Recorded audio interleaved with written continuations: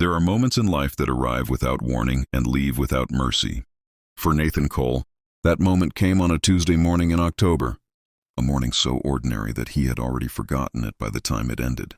He was standing at the kitchen counter, spreading peanut butter on toast, listening to Emma move around upstairs. Her footsteps above him were a sound he had spent 11 years learning to love, the rhythm of her, the weight of her, the proof that she was there. Then came the knock. 3 hard raps against the front door. Not the knock of a neighbor, not the knock of a delivery driver. Something in the sound itself carried authority, the kind that doesn't wait, doesn't apologize, doesn't consider whether the moment is convenient. Nathan set down the knife, wiped his hands, walked to the door and opened it. 2 strangers stood on his porch in the cold morning air. A woman in a gray blazer, clipboard pressed against her chest. A man behind her, quiet, watchful. Before Nathan could speak, the woman reached into her jacket pocket and produced a badge. "Mr. Cole, I'm Ms. Renner, Department of Child Protective Services. This is my colleague. Mr. Day, we've received a report concerning the welfare of your daughter, Emma.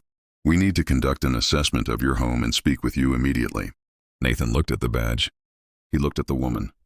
He looked past her at the quiet street, as if maybe there was another Nathan Cole somewhere on this block, who this was all meant for.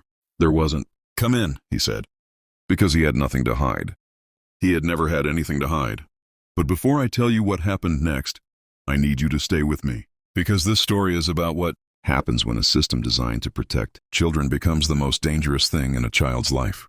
And if you watch until the very end, you will understand why some families are broken not by the people in them, but by the people who were never invited in." Don't go anywhere. Nathan Cole had been raising Emma alone since she was 3 years old. His wife, Diane, was diagnosed with ovarian cancer in the spring and gone by the following February. 11 months. Nathan had held her hand through chemotherapy, through hospital stays, through the quiet, terrible Tuesday, when the doctor sat them both down and used the word palliative for the first time. He had driven home that night with Diane asleep in the passenger seat and had sat in the driveway for 40 minutes before he trusted himself to go inside and pretend, for Emma's sake, that everything was going to be fine. Diane passed on a Sunday.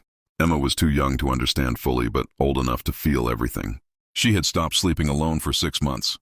Nathan had slept on the floor of her room with a pillow and a blanket, night after night until she felt safe again. He never complained, not once. He had worked double shifts at a shipping warehouse for 4 years after Diane died. He cut every expense he could find. He packed lunches instead of buying them. He bought Emma's school clothes at end-of-season sales. He skipped his own haircuts for 3 months at a time. He did all of it quietly, without bitterness, because every dollar saved was a dollar closer to something stable, something permanent, something that belonged to them. He bought the house on Briarwood Lane when Emma was 7, a small white house with a yard and a maple tree and a porch that needed replacing. He replaced it himself over 2 weekends. He learned to braid Emma's hair from a YouTube video, because she had wanted pigtails for picture day in 2nd grade, and he was not going to be the reason she didn't have them. He attended every parent-teacher conference, every swim meet, every school play. He cooked breakfast every morning without exception. Scrambled eggs Monday through Friday, pancakes on Saturday and Sunday, because Emma had once told him Saturday mornings were her favorite part of the week.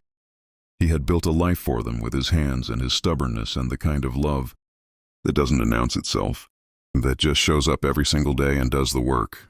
And now Ms. Renner was standing in the middle of it, opening his refrigerator, photographing his daughter's bedroom, writing things down on her clipboard without asking him a single question. What exactly was reported? Nathan asked, standing in the hallway, arms crossed. Ms. Renner looked at him with the practiced neutrality of someone trained not to show anything. An anonymous report was filed claiming that Emma is frequently left unsupervised for extended periods, that she has appeared malnourished, and that the home environment may be unsafe. Nathan heard each word separately, like stones dropping into still water. Malnourished, unsafe. He thought of the breakfast he had made that morning. He thought of the refrigerator they had just looked inside, the one he stocked every Sunday, the one Emma raided for after-school snacks while he heard her from the next room. He thought of the swim coach who texted him after every practice with Emma's progress reports because she said Emma was one of the most disciplined athletes she'd had in years. "Who made the report?" he asked. "Anonymous reports are protected, Mr. Cole. So someone can call a number, make up whatever they want, And you're legally obligated to come to my house and treat me like a suspect? We're here to investigate, not to accuse. We ask that you cooperate fully. He cooperated. He answered every question. He opened every room. He signed every form they placed in front of him. He gave them Emma's pediatrician's name, her school's phone number, her swim coach's contact information. He gave them everything. He had because he believed, truly believed, that the truth would be enough. He didn't know yet that the truth is often the last thing a system reaches for. 3 visits followed over the next 2 weeks. Each time Nathan had more documents ready. A letter from Emma's principal, Mr. Walsh, attesting to her consistent attendance, her strong academic standing, her obvious stability. A letter from Dr. Keene, her pediatrician, noting that Emma was healthy, well-nourished, and developing normally for her age. Statements from 2 neighbors, the Garcias at number 12, the Okafor family across the street, people who had watched Emma grow up on this block and who signed their names without hesitation. Nathan placed all of it in a manila envelope and handed it to Ms. Renner on the 3rd visit. She thanked him. She said it would be reviewed. What Nathan did not know, what he would not discover until much later, when a subpoena forced the phone records into the open, was that the anonymous report had been filed by Gerald Marsh, the man who lived in the blue house next door, the man Nathan had waved to for 6 years, the man who had borrowed his ladder in the spring, and returned it with a 6-pack of beer and a friendly grin. Gerald was angry. 3 months earlier, Nathan had filed a noise complaint with the city after Gerald's late-night gatherings had kept Emma awake for 2 nights before her final exams. The complaint had resulted in a formal warning for Gerald. It was a small thing, a reasonable thing, a thing any parent would do. Gerald had decided to answer it in the most devastating way. Available to a man with a grudge and an anonymous hotline number, he had picked up the phone. He had said the words. He had described a child who did not exist, in a home he had never been inside, with problems that had never happened. And then he had hung up and waited. The system had done the rest. On a Thursday morning in January, Nathan received a certified letter. He read it standing in his driveway in the gray winter cold, still in his work jacket, the engine of his truck still ticking behind him. Emma was being placed in temporary foster care pending the conclusion of the investigation. He had 72 hours.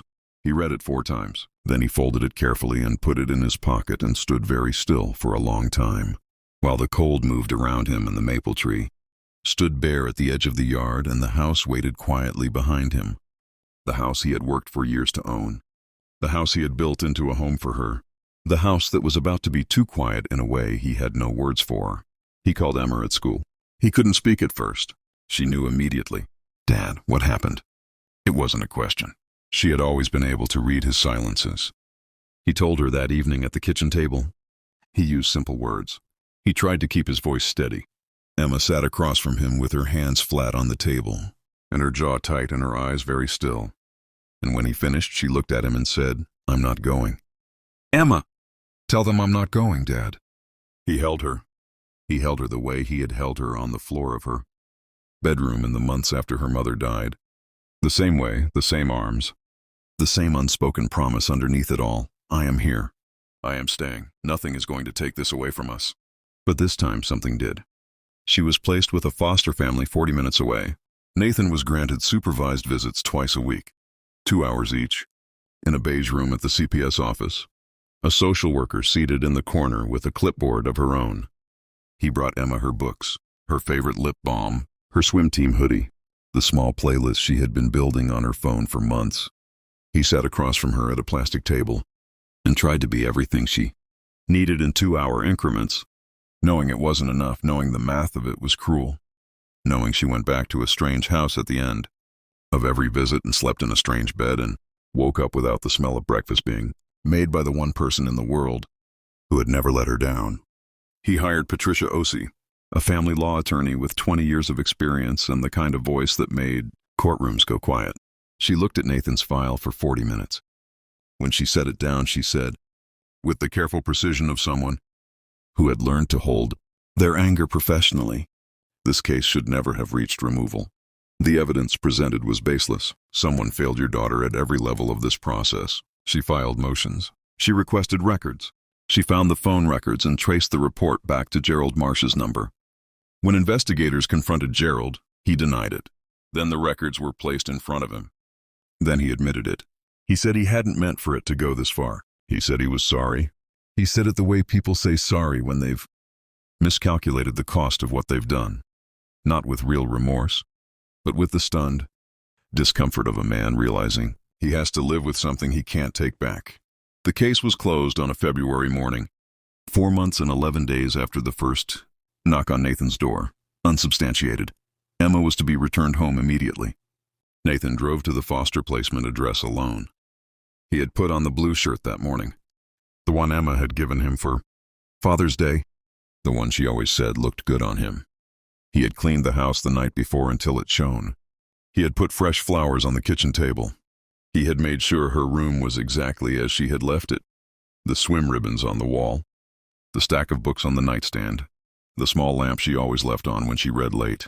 When Emma walked out of the front door with her bag on her shoulder and saw his car at the curb, she stopped on the sidewalk. She stood in the cold February air and looked at him through the windshield. Her face didn't break. She was her father's daughter. She held herself together all the way to the car. She got in, put her bag in the back, sat beside him. Neither of them said anything for a long moment. "Can we get pancakes?" she said. Nathan's breath came out slowly. Something that had been locked in his chest for 4 months and 11 days came quietly undone. "Yeah," he said. "We can get pancakes." He pulled away from the curb. Emma reached over and turned on the radio and found a song she liked. The winter light came through the glass and the road opened up ahead of them. And Nathan thought about how close he had come to losing this ordinary, irreplaceable, unremarkable morning. A drive, a song, his daughter in the passenger seat. He thought about how little protection the law had offered him. How one phone call from a vindictive neighbor had unraveled 4 months of his daughter's life. How a system built to protect children had become, for one family on Briarwood Lane, the very thing they needed protecting from. Gerald Marsh was charged with filing a false report. He paid a fine. He sold his house and moved away before summer. Nathan never spoke to him again. He didn't need to. Some things you let go, not because they don't matter, but because you understand, clearly and finally, where your energy belongs. Patricia Ossie filed a civil complaint. It settled the following year. Nathan used part of the money to finish the back deck. He had been planning for 3 summers. He and Emma ate dinner out there on warm evenings, with the radio playing and the maple tree filling in again with new green. And it felt in those moments like reclaiming something. Emma went back to school, back to swim practice, back to her life. Older in ways that didn't show on the outside, steadier in ways that took a while to understand. She didn't talk about the 4 months often, but sometimes late at night, she would come downstairs and sit with Nathan in the living room without saying much, just being in the same space. And he understood it completely because he felt it too. The need to confirm, without words, that the house was still standing, that they were still here, that the thing they had built together had survived what was done to it. She graduated high school 3 years later. Nathan sat in the 4th row. When Emma crossed the stage and found him in the crowd, she raised her hand. He raised his. That was all. It was enough. It was more than enough. Emma Cole became a family law attorney. She says she learned, watching her father during those 4 months, that love without the means to fight for itself is fragile. That the people who need protection most are often the ones the system overlooks. That fighting back requires knowledge and strategy and the refusal, absolute and unshakable, to accept a wrong outcome. She says she learned all of that from Nathan Cole, a man who made pancakes on Saturday mornings, a man who learned to braid hair from a YouTube video, a man who stood in a driveway in January with a terrible letter in his pocket and decided, quietly and without ceremony, that it wasn't over. It wasn't. It never was. Nathan still lives in the house on Briarwood Lane. The maple tree in the yard is taller now. The porch he rebuilt is still solid. On Saturday mornings he still makes pancakes, sometimes for 1. Sometimes when Emma visits, for 2, and the smell fills the house the same way it always did. The way it did on all those mornings before the knock, and on all the mornings after, and on every morning still to come. Because that's what love looks like when it refuses to be destroyed. It looks like breakfast. It looks like showing up. It looks like a man who was knocked down by a system that never should have touched him, and who got back up, made the pancakes, and kept the light on. If this story stayed with you, if it made you feel something real, Please share it with someone who needs to be reminded that good people still fight and still win. Like this video, subscribe to this channel, and come back for more stories that remind us why ordinary people are anything but. We'll be here. Every single story is for you.